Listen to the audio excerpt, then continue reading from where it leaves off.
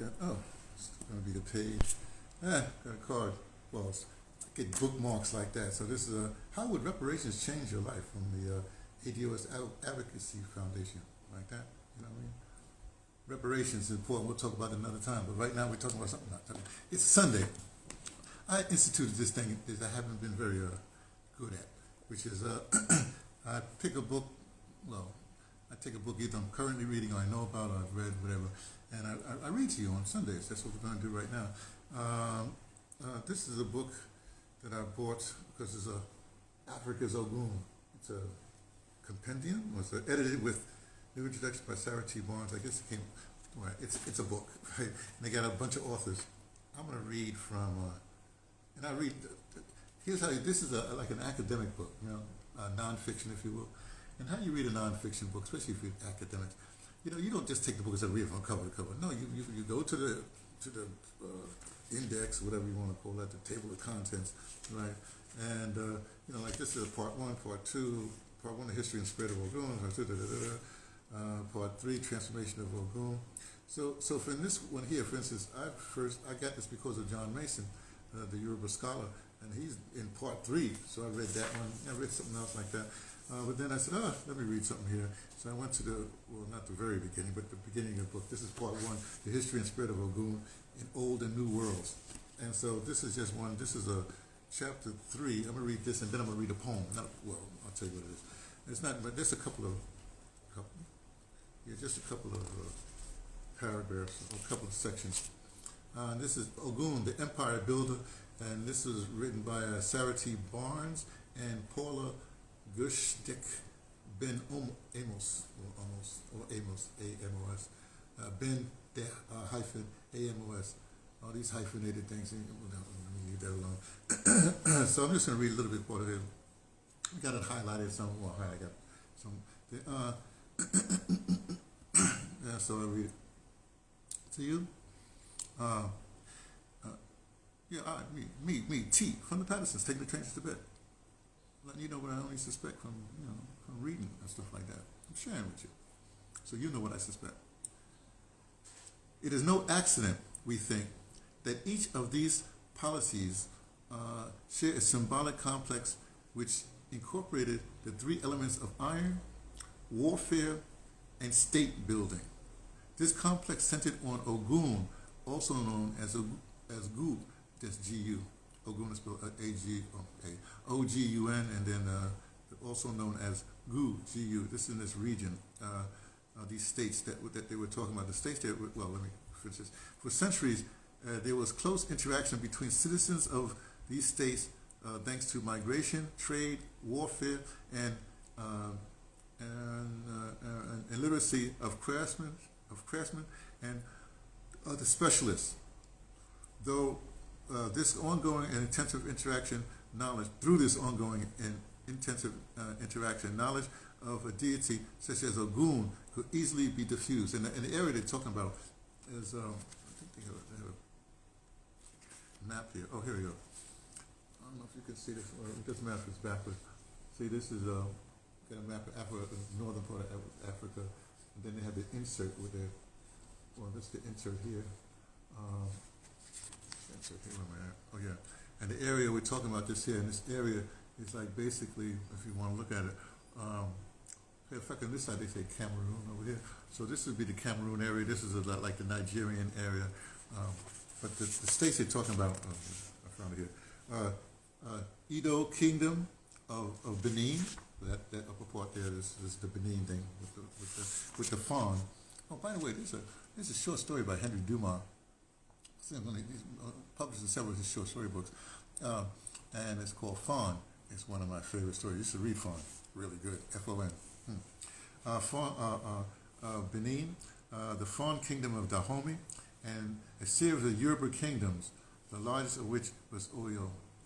See the map then like that. Then they show you that map like that. Okay. Let me continue reading. Right here. Basically, the Ogun concept encapsulated the progression from hunting to agriculture and the mastery of metallurgy to urbanization and ultimately, in these people's own view, to the development of empire. Okay, so it's like remember I tell you that culturally I'm a revolutionary, but in actuality in real life I'm an evolutionary. So we're talking evolution here. So if you say basically basically the Ogun concept encapsulated the progression, right? From hunting, so you're a hunter-gatherer, right? To agriculture, so you hunt, and then you get stable, so, let me just plant. So the dudes go out and hunt, women, everybody else stays in plants like that. And they put it to agriculture. And the mastery of metallurgy. So in that thing, so if you have the hunting and then you have you're stable in the land, then you're going to build a shelter for that land. So that's the metallurgy. It's part of that, I suppose. To urbanization. Now, as soon as you got these buildings up, now you got urbanization, and ultimately to the people's own, these people's own view to the development of empire. See, it makes a logical thing like that. Okay, so that's all I want to read from there. That's all I have to read. Oh, that's all I really did. So there you go. So in fact, this answers a question for me, because what they're saying is that all this area of West Africa, if you will, I think they call it the Gulf of Guinea. This Gulf of Guinea area, it as a consciousness of it's like they call it they didn't say Ogun as a deity, as an aspect of God. They say Ogun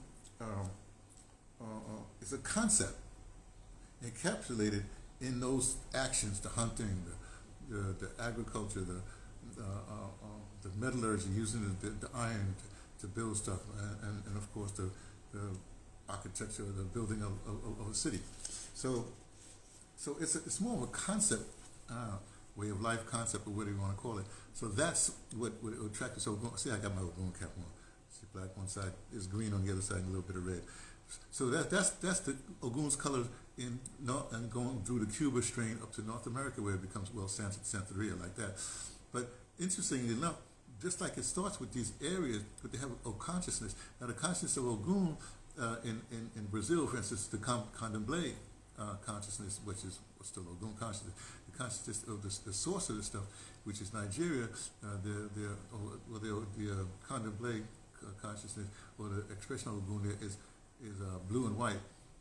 In Nigeria, the colors are blue, but the concept is the same, but they call it Yoruba, right? Or Yoruba, and then okay. But one interesting thing, when it comes up to the Cuba thing, the colors change to green, black, and a little bit of red. So you can think of so when I think of Ogun, I know that everything comes from the deities, the Orisha, Orisha meaning the aspects of the created aspect of God. And that's true, take that, but because I'm contrarian, or I have to dig deeper some other stuff, then I'd be thinking like, oh, so it makes logical sense that when Ogun comes up through Cuba and through North America, which is where you think of the fight for the ultimate liberation comes from look, think of it this way. The American Africans that has been enslaved, toiled, kidnapped, whatever, it's been in his belly of the beast since for like 400 years, 300, whatever years. It's different. Our experience and our engagement with the colonizer, with the people, are different than any other quadrant. Than even the Santeria and Cuba is different than that, but they got a whole other fight. You think about what they have to deal with in the United States. Different than the Candomblés, it's different than Africans that were in England or Europe. It's different, and we're still in the forefront. We still fight. In fact, we have this thing like, it's like when whatever those people that went out with the thing, and when they got there, the guy burnt all the ships. Said, "Hey, you going to conquer these people, or you go? We stuck here." So like, for us, us American Africans, we stuck here. Hey, we ain't got no. This is our fight. We ain't leaving till we win the ultimate liberation. So you folks that come over here and you don't want to join the fight, Sorry, I got a break now. You want to join the fight? You want to take a little bit of thing? You think you can, pimp, make money over that, and then take that money on back home to wherever whatever country you happen to have stayed, and then didn't come until after we made a way for you to come. Then I want to get into that whole thing. So that's me doing a tirade. So let me. But I found this poem. I actually would like to stop and talk about each one thing, but I'm not. It's Instagram. I can't do that. Another time. Maybe I'll do one of those 3-hour broadcasts on my YouTube channel. So I'm going to do this poem. It's rather long. I guess it's a poem. Let's say it's a story. It's called The Hunter by Samson O. Amali. Okay? It's called The Hunter. Right? It goes to this page here, and then it goes to these 2 pages here. Okay? So I'm going to read it to you, then I'm just going to end. I'm just going to just go. I'm not even going to say goodbye. I might say goodbye. And the hunter for me refers to Ogun. I'm going to have to sit down one time and then go through this whole thing and give you an interpretation of what I think is going on. But let me just give it to you straight. Then you can do your own research. You can do your own thinking about it. The Hunter by Samson O. Amali. His weapons? A Dane gun, a product of the village blacksmith. A bottle of gunpowder, a tin of cartridges. His attire? A piece of black cloth covering only his loins. He hung his cutlass on his loins. He rubbed his protective charm upon his chest and face, recited thrice blessings and productive incantations. He opened his door gently, peeped out gently. The night is still. It is very dark. No sign of any living being. Wind was blowing lightly. He walked backwards out of his room, raised his face into the sky. The sky had no stars, a good omen. He alone was awake. He stood still in the still night, studied the direction which the wind blew, and he began. So he went alone to hunt animals in thick forest in the heart of the still night. This was his work. He was a hunter. He followed the footpath that passed through the forest with his Dane gun across his shoulder, all alone in the dark, still night. He blew his hunting horn, calling animals in their tones.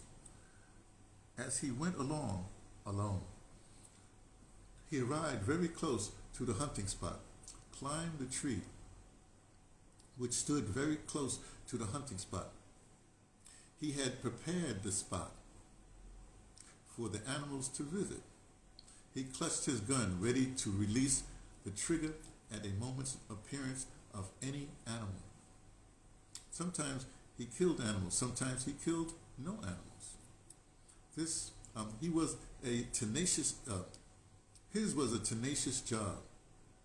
He had been beaten by the rain many times as he squatted in the treetop, armed, awaiting his game. He had heard the voices of spirits. He had met dangerous spirits. He could talk with the animals. He was the mystery man of his land. That sums up Ogun for me. Let me just say. There's several things he put in this. That they put in this story. This whole reference of 3. 3 is one of my numbers. 3. This whole thing about walking backwards, the gun with a. Anyway, so that's it. That's it for today. I'll talk to you another time. So we've been reading from Africa's Ogun, Old and New World, a book. This is the second expanded edition that once in a while I read out of when I want to talk about Ogun. Oh, put my reparations thing back in there. Just such a thing. All right? Okay. Talk to y'all later. Bye.